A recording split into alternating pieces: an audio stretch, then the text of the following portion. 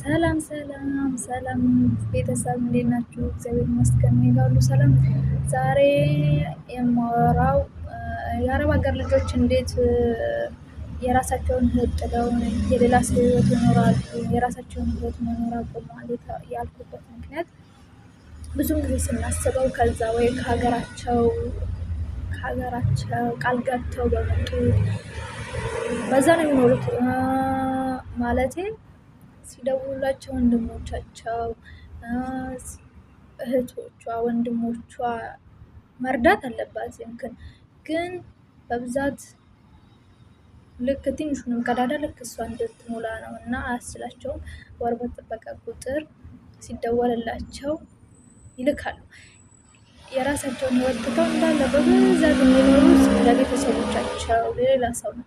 ያ መሆን የለበትም። አሁን ለምን ይሆናል? እነሱ እግር እጅ አላቸው፣ ጤና እና ምን ለማለት ፈልጌ ነው፣ የራሳቸውን ህይወት መኖር ይችላሉ። ለራሳቸው ልክ እንዳንቺ ገቢ ማግኘት ይችላሉ፣ መስራት ይችላሉ። ለምን እንደዚህ ይሆናል? በትንሹም በትልቁም ነገር ሄሎ እንዴት ነው እንዲህ ብር ቸክሎኛል ነበር፣ አይ አልክም ማለት መልመድ አለብሽ። ምክንያቱም 2 ዓመት 3 ዓመት ተቀምጠሽ 4 ዓመት ተቀምጠሽ ምንም ሳይኖርሽ ለራስሽ ሳይሆን ሀገር ቤት ስትገቢ ደግሞ ላንቺ የሚሰጥሽ ስም አለ። ከአረብ ሀገር እኮ ነው ይቺ የምትባዩ።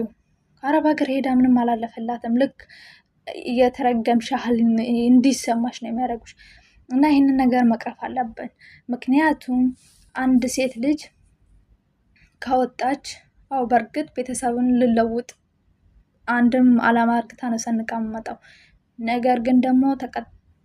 ነገር ግን ሌላም ነገር ማሰብ አለባት። ለራሷም ህይወት ማሰብ አለባት። 4 ዓመት 5 6 10 ዓመት 8 ዓመት ተቀምጠው ምንም የሌላቸው ልጆች አሉ። እና እኔ የምለው እምቢ ማለትን